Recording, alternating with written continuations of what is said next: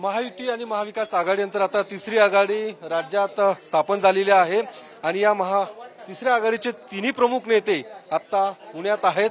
पुण्यात ही बैठक पार पडली. काय नेमका निर्णय झालाय? बच्चू कडू आपल्या सोबत आहे. बच्चू, काय नेमका निर्णय काय घेतलाय की महत्व? तुम्ही तिसरी आघाडी बंद करा.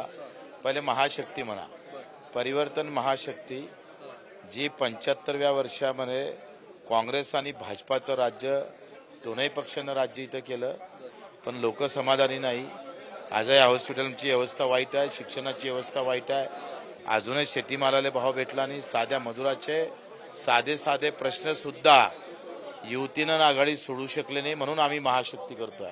काय नेमकं नाव या तुमची काही आघाडी स्थापन केली? आघाडी नाही, महाशक्ती, परिवर्तन महाशक्ती.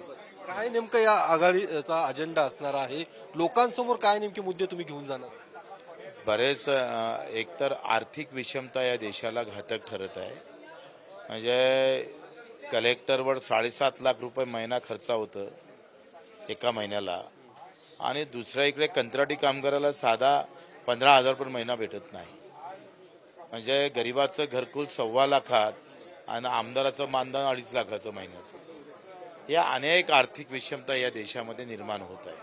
साधे कर्मचारी जे लहान कर्मचारी, अंगणवाडी सेविका असेल किंवा मदतनीस असेल किंवा आशा वर्कर असेल, जे काही असणारा होमगार्ड असेल, या सगळ्यांचं प्रचंड मेहनत असून सुद्धा त्या कर्तबगार बहिणी मागं ठेवल्या आणि लाडकी बहीण म्हणून समोर अजेंडा आणायचा. आणि सोयाबीनला 700 रुपये भावाची, 7,000 भावाची शिफारस केल्यानंतर 5,000 भाव जाहीर करायचं केंद्र सरकारनं. एका क्विंटल मागं 2,000चं नुकसान पर पिका मागं ही अवस्था आहे. आणि या सगळ्या व्यवस्थेला बदलण्यासाठी अर्थातच बजेटचा ढाचाच आम्हाला बदलायचा आहे. त्याच्यासाठी ही महाशक्ती आहे. मग या सगळ्या याच्या संदर्भात तुम्ही महायुतीतून बाहेर पडलात, आता एकूण स्पष्ट झालंय. तुम्हाला स्पष्ट व्हायसाठी काय केलं पाहिजे ते सांगा, म्हणजे मी तसं करतो. जयंत पाटील म्हणतात की तुम्ही जर महाविकास आघाडीत आले तर तुमचं स्वागत करू, चांगली गोष्ट असेल. त्यांनी जर महाशक्तीमध्ये आले जयंत पाटील तर आम्ही त्यांचं स्वागत करू. म्हणजे तुम्ही त्यांनाच आमंत्रण करतो. तर बच्चू कडू होते या सगळ्या याच्यामध्ये. त्यांनी महाविकास आघाडीतल्या काही नेत्यांनाच आमंत्रित केलेलं आहे.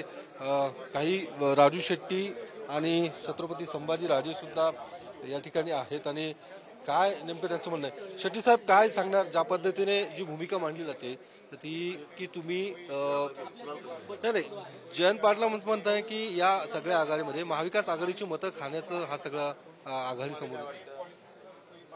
महाराष्ट्र काय महाविकास आघाडीला आमदान दिलेलं नाही किंवा महायुतीलाही आमदान दिलेलं नाही.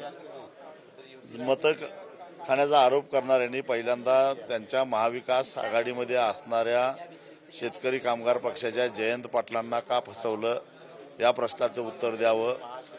महाविकास आघाडीमध्ये असणाऱ्या कपिल पाटील यांच्या विरोधात मुंबईमध्ये का उमेदवार दिला या प्रश्नाचं उत्तर द्यावं. छोट्या पक्षांना संपवायचं आणि जणू काय महाराष्ट्र आमच्या बापजाद्यांनीच आम्हाला आमदान दिलं अशा आविर्भावात जर कोण म्हणत असेल तर महाराष्ट्र कोणाचा नाही. महाराष्ट्र हा महाराष्ट्रातल्या जनतेचा आहे. महायुती आणि महाविकास आघाडी या दोघांनाही धूळ चारून महाशक्ती पुढे आल्याशिवाय राहणार नाही. राज्यातल्या 288 जागांवरती उमेदवार देणार. आता ही निश्चितच प्रत्येक मतदारसंघात एक सशक्त, आश्वासक, स्वच्छ हाताचा आणि स्वच्छ चारित्र्याचा चेहरा आम्ही देऊ. काय नेमकं मुद्दे घेऊन तुम्ही लोकांसमोर जाणार आहेत? पुढे काय नेमकी बैठक आहे तुमची 26 तारखेला? काय नेमकी बैठक? गेल्या 5 वर्षामध्ये महाराष्ट्रामध्ये राजकारण नाही तर एक टोळी युद्ध चाललेलं आहे.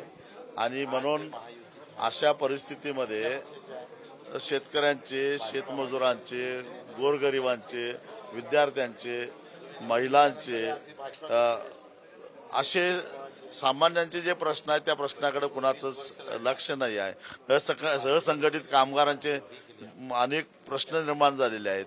शोषण व्हायला लागलेलं आहे. त्याबद्दल कुणी काही बोलत नाही आहे. आणि म्हणून एक आश्वासक असा जाहीरनामा घेऊन, आश्वासक एक किमान समान कार्यक्रम घेऊन आम्ही जनतेसमोर जातोय. तर या सगळ्या याच्यामध्ये मनोज जरांगे पाटील सुद्धा असणार आहेत. ते काय नेमकं त्यांच्याशी काही चर्चा झाली का? मनोज जरांगे पाटलांशी माझी चर्चा झालेली, सविस्तर मी बोललोय, प्रत्यक्षात मी जाऊन त्यांना भेटलो होतो आणि त्यांना मी विनंती केली की आपण सगळे एकत्र मिळून एक पर्याय उभा करू. एकच वडीलधारी या नात्याने मी त्यांना सांगितलं की पाडण्यापेक्षा आपण आपले उमेदवार उभा करून आपण निवडून आणू त्यांना. आणि उलटं ते परिवर्तन महाशक्तीत जर आले तर एक खऱ्या अर्थाने एक वेगळा पर्याय महाराष्ट्राला आपण देऊ शकतो. त्यांची सुद्धा एक वेगळी ताकद आहे आणि ते येतील असा आम्हाला विश्वास आहे. शेवटी उद्देश आपले सर्वांचे एकच आहेत. तर हे तिन्ही नेते आहेत आणि ही तिसऱ्या आघाडीसाठी आता एकत्र आलेले आहेत आणि वेगळा पर्याय देण्याचा प्रयत्न असेल आणि राज्यातल्या 288 ठिकाणी उमेदवार देणार असं सुद्धा आज घोषित करण्यात आलेलं आहे. कॅमेरामन तुषार ननावरेसह योगेश बोरसे, TV9 मराठी, पुणे.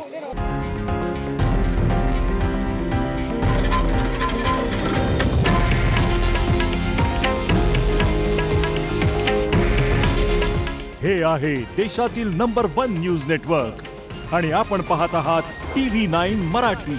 काळजी तुमची, हित महाराष्ट्राचं.